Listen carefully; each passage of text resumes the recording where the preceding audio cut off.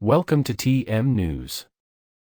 What is a war crime and could Putin be prosecuted over Ukraine? A Russian soldier has admitted killing an unarmed civilian in the first war crimes trial to be held in Ukraine since the conflict began. Ukraine says it has identified more than 10,000 possible war crimes, but the Russian government denies the allegations. The International Criminal Court has also sent a team of investigators and forensics experts to the country. What is a war crime? It may not seem like it, but even war has rules, as the International Committee of the Red Cross puts it. These are contained in treaties called the Geneva Conventions and a string of other international laws and agreements. Civilians cannot be deliberately attacked, nor can the infrastructure that is vital to their survival. Some weapons are banned because of the indiscriminate or appalling suffering they cause, such as anti-personnel landmines and chemical or biological weapons. The sick and wounded must be cared for, including injured soldiers, who have rights as prisoners of war. Serious offenses such as murder, rape or mass persecution of a group are known as crimes against humanity or, in some circumstances, genocide. What did the Russian soldier do? The 21-year-old Russian tank commander Vadim Shishimarin admitted shooting 62-year-old Alexander Shilipov in the head, a few days after the invasion began. Prosecutors said Shishimarin had been ordered to kill the unarmed civilian. He is being tried in a Kiev district court, and faces life in jail.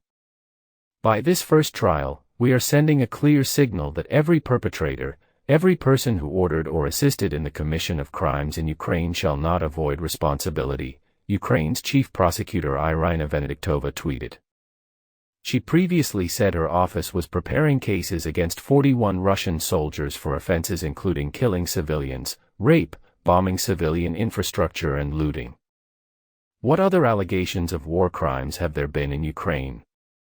U.S. President Joe Biden and UK Prime Minister Boris Johnson have both accused Russia of carrying out war crimes in Ukraine. Investigators and journalists found what appeared to be evidence of the deliberate killing of civilians in Bucha, a town on the outskirts of Kiev, and other nearby areas. Ukrainian forces said they found mass graves and evidence that civilians had been killed after their feet and hands were bound. In March, a Russian strike on a theater in Mariupol appeared to be the first confirmed location of a mass killing. The word "children" was written in giant letters outside the building. Ukraine previously called Russia's air strike on Mariupol's hospital a war crime. Mariupol, 80 days that left a flourishing city in ruins. Many experts argue the invasion itself is a crime under the concept of aggressive warfare. How can suspected war criminals be prosecuted?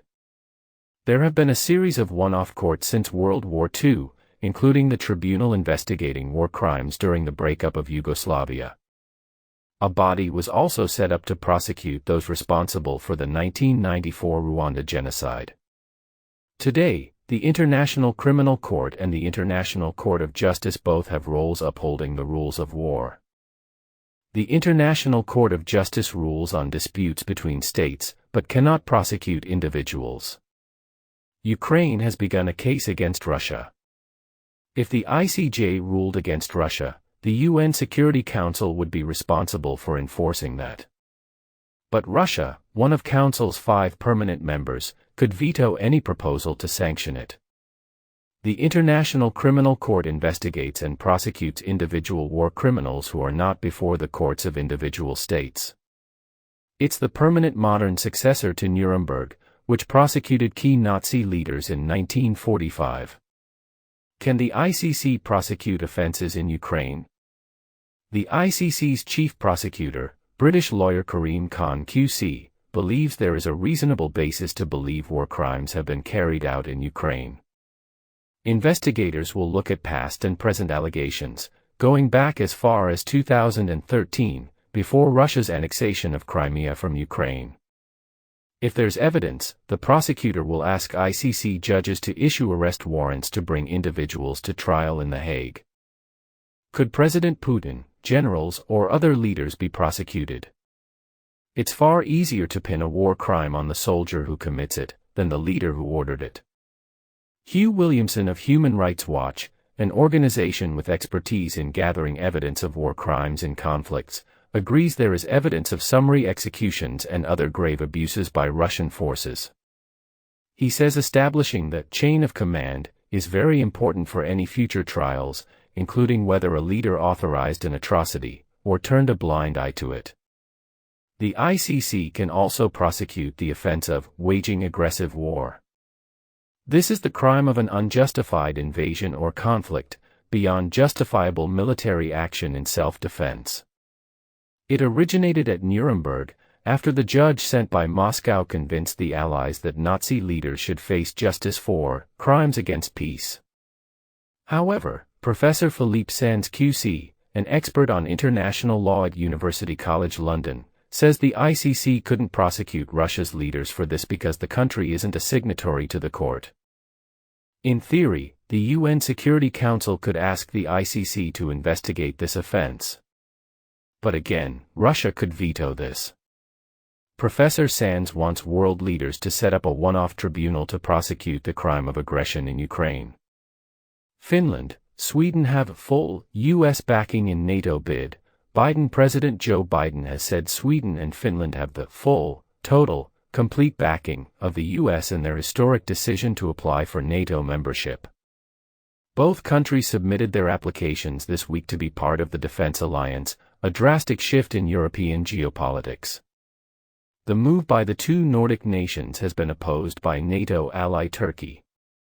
Russia sees NATO as a threat and has warned of consequences to expansion. To join the alliance, the two nations need the support of all 30 NATO member states. Speaking alongside Swedish Prime Minister Magdalena Andersson and Finnish Prime Minister Sauli Niinisto at the White House on Thursday, Mr. Biden called Sweden and Finland's applications to join NATO a watershed moment in European security. Mr. Biden added that having two new members in the High North will enhance the security of our allies and deepen our security cooperation across the board. How do you join NATO? Let me be clear, new members joining NATO is not a threat to any nation, he said. NATO's purpose is to defend against aggression. Let no one make a mistake on this historic day. Mr. Biden added that the required reports are being submitted to the U.S. Congress for speedy approval once NATO approves their accession. In the U.S., new NATO memberships require legislation to pass in Congress with a two-thirds majority. The Swedish and Finnish applications to join NATO, however, have been opposed by Turkish President Recep Tayyip Erdogan. He has accused both countries of hosting suspected militants from the Kurdistan Workers' Party, a group it views as a terrorist organization. We are open to discussing all the concerns Turkey may have, President Niinisto said. We condemn terrorism in all its forms and we are actively engaged in combating it. Mr. Erdogan has said Swedish and Finnish delegations should not bother going to Ankara, Turkey's capital, to convince it to approve their NATO bid. However, both NATO Secretary-General Jens Stoltenberg and British Defence Minister Ben Wallace have expressed confidence that Turkey's concerns will eventually be addressed. Later on Thursday, the U.S. Senate is expected to approve a $40 billion bill to provide military and humanitarian aid to Ukraine. The bill, which was passed by the House of Representatives with broad bipartisan support, was expected to be passed earlier this week, but was blocked by Kentucky Republican Rand Paul over dispute about spending oversight. Ukraine war, Russia's invasion not going to plan. NATO says NATO's Secretary-General says Russia's war in Ukraine is not going to plan and that its attempt to capture the eastern Donbas region has stalled. Jens Stoltenberg also said Ukraine could win the conflict. Britain's Ministry of Defense estimates Russia has lost about a third of its ground combat force since the war began in February. The Russian invasion has been hampered by stiff Ukrainian resistance and logistical issues. Its initial goal appeared to be to sweep across the country and topple the Ukrainian government. Instead, Russia has withdrawn from areas around the capital Kiev after failing to capture it and since mid-April has been focusing its efforts on two eastern provinces. In Ukraine's second city of Kharkiv, officials say Russian forces have withdrawn from to the border and that residents were returning. Russia's war in Ukraine is not going as Moscow had planned, said Mr. Stoltenberg. They failed to take Kiev, they are pulling back from around Kharkiv, their major offensive in Donbass has stalled. Russia is not achieving its strategic objectives. Mr. Stoltenberg was speaking at a meeting of NATO foreign ministers. On top of the military setbacks, another consequence of the invasion is that Russia will likely face an expanded NATO with Sweden and Finland set to join. Russia's President Vladimir Putin sees NATO as a security threat to Russia and invaded Ukraine in part to stop it joining NATO. In its assessment, the MOD's estimate of Russia's losses cover men killed or wounded and equipment destroyed or captured. The MOD said Russia's Donbass offensive had lost momentum and fallen significantly behind schedule. It said Russia was constrained by continued low morale and reduced combat effectiveness. The British Foreign Secretary, Liz Truss, said Ukraine's allies must keep up their military support to help it push Russia out. On the ground, Ukrainian forces are counterattacking in the city of Izium, Regional Governor Olesy Nagubov said, something that could complicate Russian plans to capture the Donbass. However, Ukraine's military also acknowledged setbacks in its latest updates, saying Russia was advancing in several areas in the region. There has been no let-up for the remaining Ukrainian forces in Mariupol, with Russia continuing its bombardment of the steelworks where they are holed up. Video purportedly from inside showed men checking their phones and playing chess. And in western Ukraine, the governor of the Lviv region said missiles had targeted military infrastructure. Ukraine conflict: Russian soldiers seen killing unarmed civilians when Leonid Plyats and his boss were shot in the back by Russian soldiers. The killing was captured on CCTV cameras in clear and terrible detail. The footage, which was obtained by the BBC, is now being investigated by Ukrainian prosecutors as a suspected war crime. It was the height of the fighting around Kiev, and the main roads into the capital were a battlefield, including around the bicycle shop where Leonid worked as a security guard. But this was no firefight. The video clearly shows heavily armed Russian soldiers shooting the two unarmed Ukrainians and then looting the business. We have pieced together the full sequence of events, matching what was recorded on multiple CCTV cameras around the site with the testimony of people Leonid phoned that day, as well as the Ukrainian volunteer fighters who tried to rescue him. Short presentational gray line: the Russians arrive in a stolen van daubed with the V sign used by Russian forces and the words Tank Spetsnaz in black paint. They wear Russian military uniform and approach with their guns up, fingers on the triggers. Leonid walks towards the soldiers with his hands up to show he's unarmed and no threat. The Russians initially talk to him and his boss through the fence. There is no audio on the footage, but the men seem calm, they even smoke. Then the Ukrainians turn away and the soldiers start to leave. Suddenly they turn back, crouch, then shoot the two men multiple times in their backs. One is killed outright, but somehow Leonid manages to stagger to his feet. He even ties his belt around his thigh to slow the blood, then stumbles to his cabin where he begins to call for help. Vasyl Podlovsky spoke to his friend twice that day, as he sat bleeding heavily. Leonid told him the soldiers claimed they don't kill civilians, then they shot him. I said, can you at least bandage yourself up? And he told me, Vasya, I barely crawled here. Everything hurts so much. I feel really bad. Vasyl remembers the call. So I told him to hang in there and started phoning the territorial defense. The men he called used to sell air conditioning before the war. Now volunteer fighters, Sasha and Kostya, show me video on their mobile phones of Russian tanks rolling past their positions. Their job was to send real-time information on Russian movements to Ukraine's military positions up the road.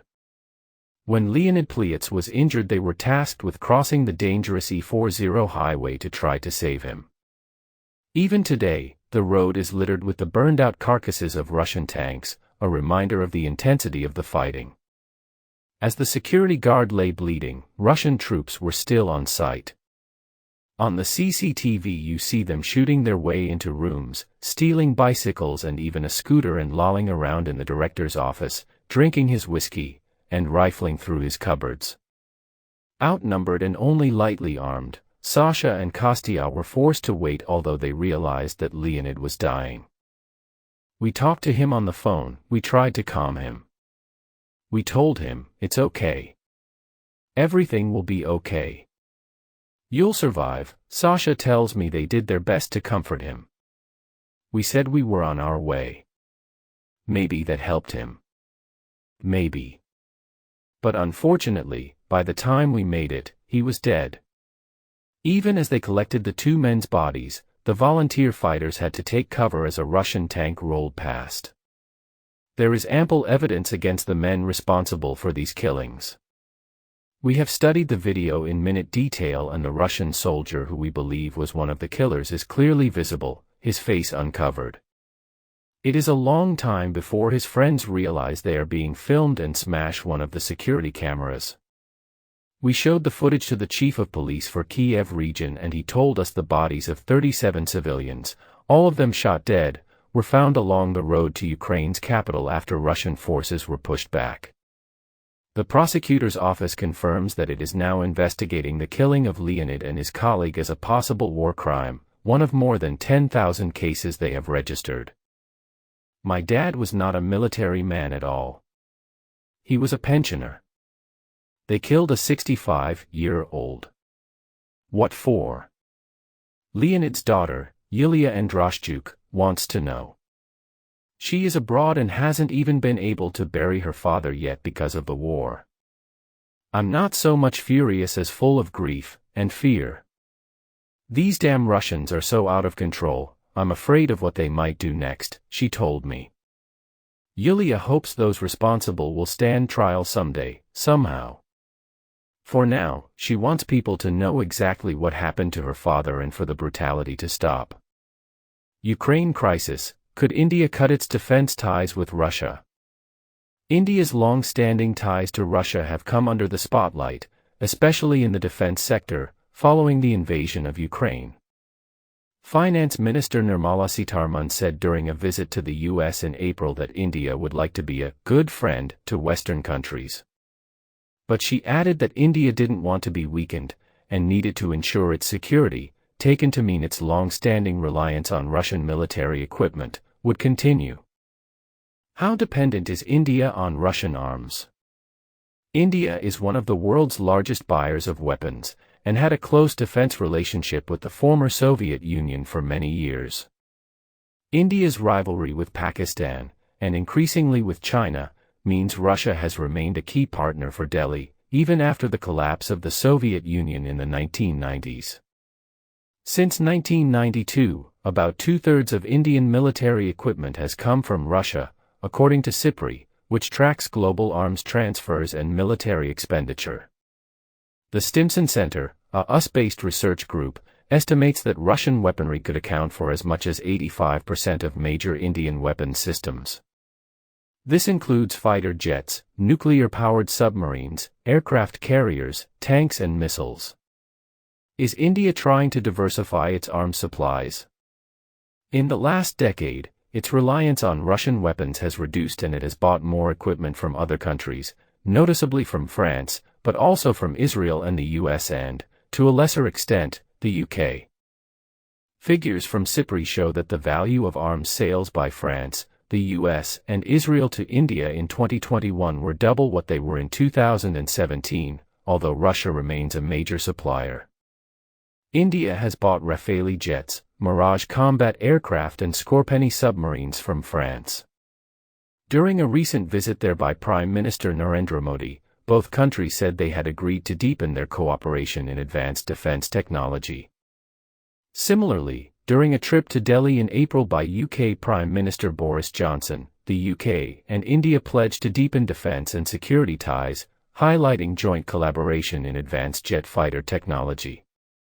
India has also turned to Israel for some of its high-tech defense and security needs, including drone equipment, airborne warning systems, anti-missile defense, Precision-guided munitions and India's military ties with the US have been growing strongly, with defense trade between them rising considerably from 2018 to 2019.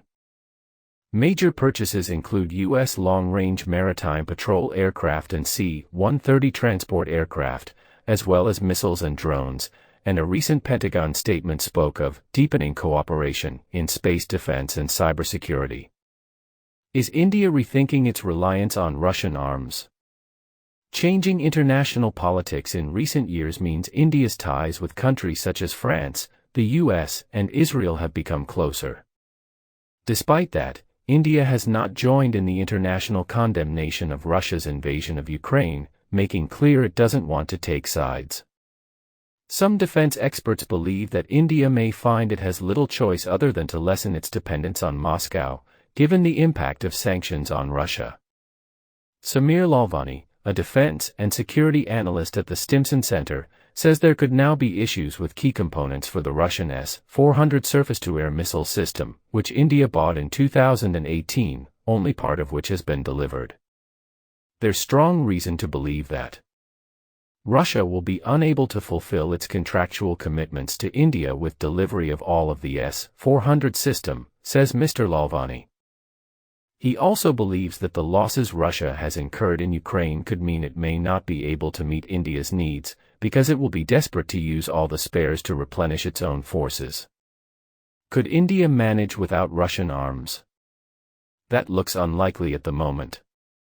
A U.S. congressional report in October last year said that the Indian military cannot operate effectively without Russian-supplied equipment and will continue to rely on Russian weapons systems in the near and middle term. The report noted that Russia offers its weapons at relatively attractive prices. Sangeeta Saxena, editor of Delhi-based Aviation and Defense Universe, says the Indian Army in particular will continue to keep buying from Russia. She says it's not just the fact its personnel are familiar with their equipment, but also that the relationship with Russia has withstood the test of time. But she adds that India wants to develop its homegrown defense industry, sometimes in joint partnerships with other countries. This involves using state-of-the-art technology from abroad to give a major push to arms manufacturing under programs such as Make in India, explains Ms. Saxena. India will buy from whoever it thinks offers the most suitable or best value deal, be it Russia or other countries, she explains. Ukraine war. Medics' shock over Russian tank hospital hit. A nurse who is working in Ukraine has told of his shock at seeing the burned-out wreckage of a Russian tank that was blown up as it bombarded a hospital. Medic David Anderson, from Rutland, said the tank still had its gun pointing directly at the hospital in Trostianets. Mr. Anderson is a volunteer with Frontline Aid charity UK Med. The charity has received £600,000 of government funding to provide support in Ukraine. Devastation everywhere. Mr. Anderson, 53, said, "I find it unbelievable and depressing that a hospital would be deliberately attacked.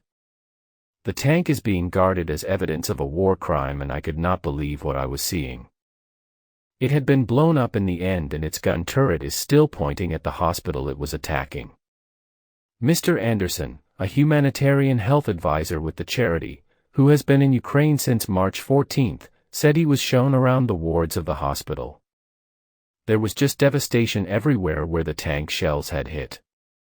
It's rendered a 170-bed hospital completely inoperable, he said.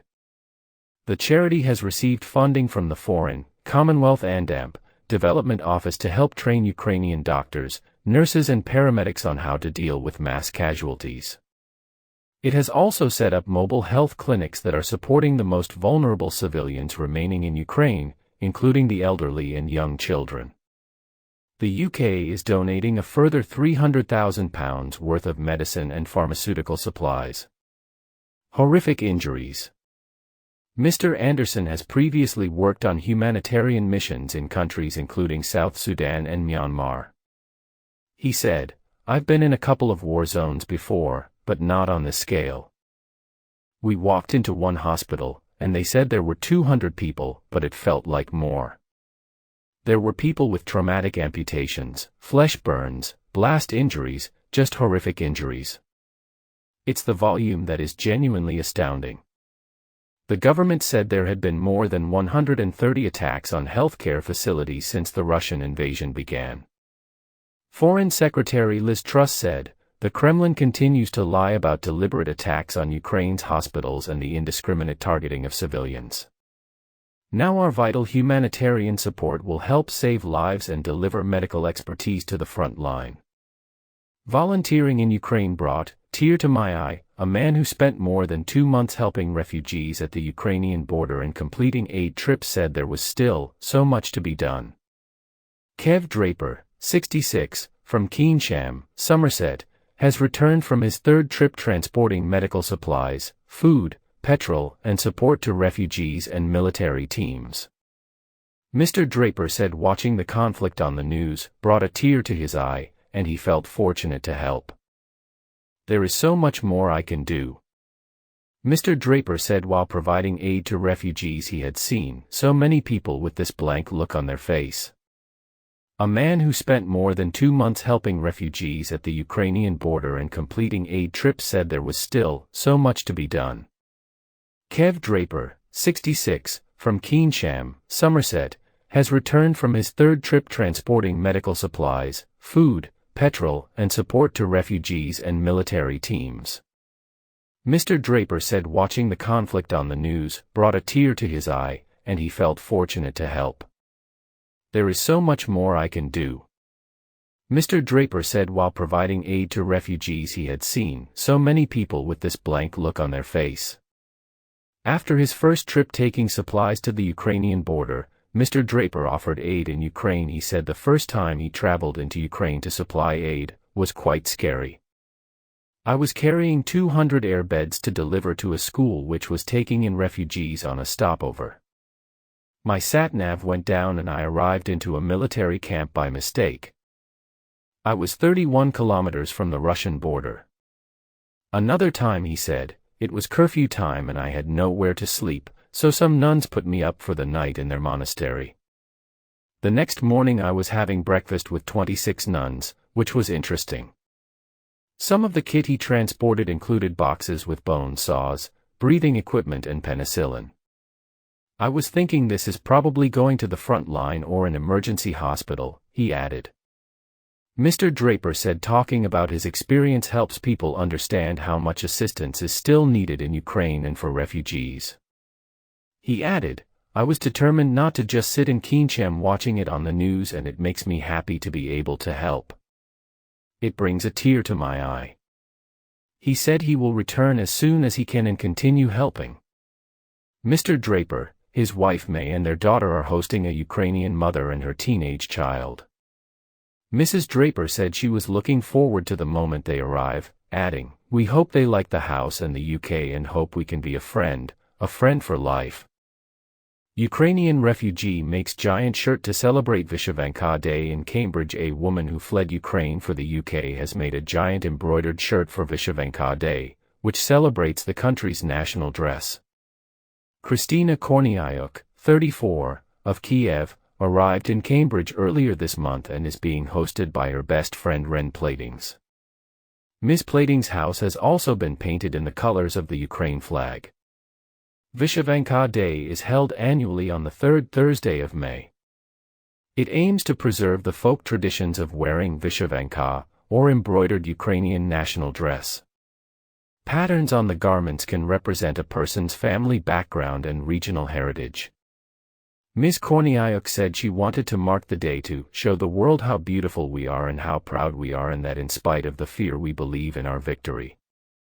She made the giant Vyshyvanka shirt from a white flatbed sheet, painting on the patterns, and hopes 7 people will fit inside it. Ms. Korniayuk, who works as a Spanish teacher, said Vyshyvanka Day is a very important day in Ukraine. "Usually it's a very beautiful day because everybody there wears their Vyshyvanka in the office, at school, everywhere," she said. She said the war meant many people fled Ukraine when Russia invaded and would not have been thinking about Vyshyvankas, but that it was important to celebrate the day. "We feel very proud of who we are and we want to show the world how beautiful we are and how proud we are, and that in spite of the fear we believe in our victory."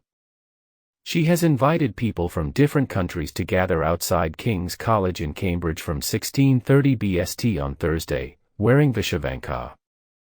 She said people do not need to be from Ukraine to join in, adding, "If you are helping, you are Ukrainian, not in your passport but in your state of your mind.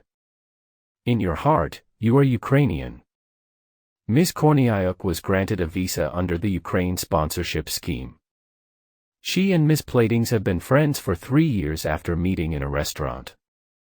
Cold War II, the Atlantic flank and new UK shipbuilding strategy shows no sign of adapting to the sharp shift in defense requirements for Western Europe, but pressure is certain to build for reversal of military cuts. While Germany and others step up land defenses, a new Cold War will also bring requirements on NATO's Atlantic flank, where subsea cables and oil platforms are vulnerable to Russian spending on new submarines. The Royal Navy is getting new ships, but not enough of them, and not fast enough, say MPs. Changes in the way wars are fought will bring new challenges and some will come close to home. But Cold War I taught us a lesson that remains important, to have ways which are currently missing in which adversaries can reduce tensions. Ahoy there! We have a new national shipbuilding strategy. It's not much further down the slipway than the last one. Shipyard skills now get their own task force, and there is £206 million to find ways of reducing shipping's poor record on emissions. Included in the new strategy is the promise of 150 ships and smaller boats over 3 decades, and more than £4 billion already committed. These are Royal Navy orders, plus boats for the Border Force, lighthouse supply ships, and 38 ferries for Transport Scotland, plus the post-Brexit, export-promoting national flagship. It confirms what we knew about complex Type 26 frigates being built by B Systems on the Clyde and less complex Type 31 ones by Babcock at Rosyth in Fife. An order for another 5 of the Type 26 variety is yet to be finalized, while Poland has joined Indonesia in agreeing to buy the Type 31 design. Nationalized shipyard misses out on ferries order. New Navy warship emerges at Clyde Shipyard. The intention is to get naval shipbuilding into the top rank of productivity within 8 years, and for efficiency to match the best European civil shipyards also by 2030. It has a long way to get there. The next Kalmak ferries are to be built in Turkey, with the current order well over double its budget and more than 4 years late at Ferguson's shipyard in Inverclyde. Royal Navy support ships will have a substantial foreign input. The shipbuilding strategy is part of the Levelling Up agenda, a political project as well as an economic one, to emphasize to the north of England and elsewhere that the UK government is spending money to boost industry and employment. It's so important that it requires a shipbuilding Tsar, a title bestowed upon the Defence Secretary, Ben Wallace. Bare necessities. But seeing this as a boost to the economy and jobs misses an important point. It looks less like an elephant in the room and more like a very angry bear. Russia's invasion of Ukraine and its belligerent growling at NATO are bound to give the Ministry of Defense leverage for much more spending to raise Britain's military defenses and readiness for war. Yet the shipbuilding strategy makes no mention of Russia. And in the new circumstances, calling yourself a Tsar seems a tad inappropriate. The Institute for Fiscal Studies notes that current plans make the Ministry of Defense the only major spending department to see a real terms budget cut in the next 3 years. It is inevitable that will be reversed, observes Director Paul Johnson. That's while there are many other pressures, with the NHS backlog, and to mitigate the acute pain coming the way of household budgets as inflation picks up pace, with both national insurance and council tax on the way up. MPs have been asking Boris Johnson about boosting expenditure on defense. He has avoided giving any clear answers. Where Trump failed. Germany set the pace for a big lift in Western defense spending soon after the invasion, with a stunning reversal of both its refusal to supply arms to foreign conflicts, and its arms budget.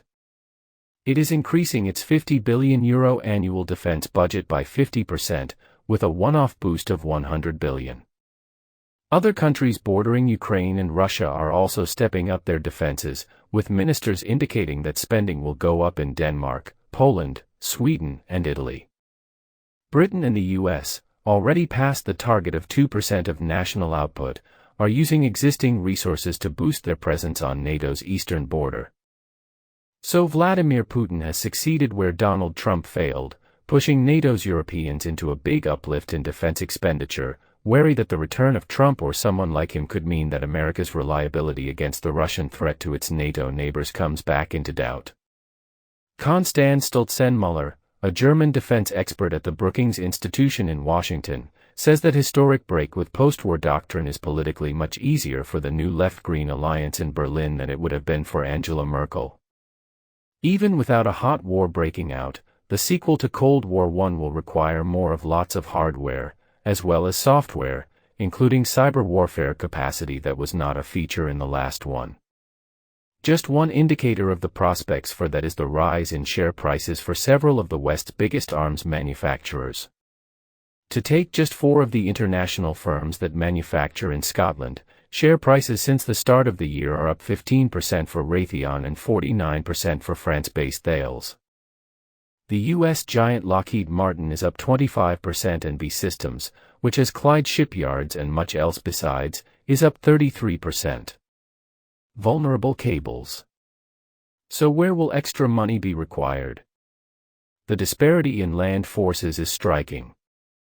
Military pundits point to Russian tanks vastly outnumbering those defending NATO's borders. That's not to say the tanks will work, or that they have the same role in modern warfare as the one envisaged in the First Cold War. Air superiority, if it can be established, leave them vulnerable, and Ukrainians seem to be doing a lot of damage with Belfast-made anti-tank missiles among others. Britain's contribution to the eastern defenses may see more army spending, and the cost of replacing those anti-tank and other weapons that have been given to the Ukrainian armed forces. The Treasury provides the Ministry of Defense with a flexible fund for that, which flexed up to £4 billion per year during the Afghan conflict, but is more often in the hundreds of millions. But if we're looking to Cold War II or worse, there is also a need to defend NATO's Atlantic flank, which was Britain's main role after 1945. That returned several Scottish military bases into the front line. UNST in Shetland has regained its listening post at RAF Saxe-Voord. After years without maritime surveillance, that has returned to Lossiemouth. Russia has been probing UK airspace with military aircraft, if only to make the unsettling point that it can. An anonymous Royal Navy assessment of its naval fighting capacity, openly available online, sees its larger northern fleet as a mixture. There are aging Cold War relics, including its one aircraft carrier, which audaciously belched its fumes through the English Channel a few years back. It has some more modern surface ships, but the assessment focuses more concern on Russia's modernized submarine fleet. Partly, that is because it poses a threat to the UK's nuclear-armed submarines, if they can be found out there in the Atlantic. But far more vulnerable are the seabed cables that cross the Atlantic and represent vital infrastructure for NATO members' economies. Defending those cables has become one of the key tasks of NATO naval strategy. It also has to contend with the vulnerability of hundreds of oil and gas platforms in UK and Norwegian waters, and the pipelines that link them to the land.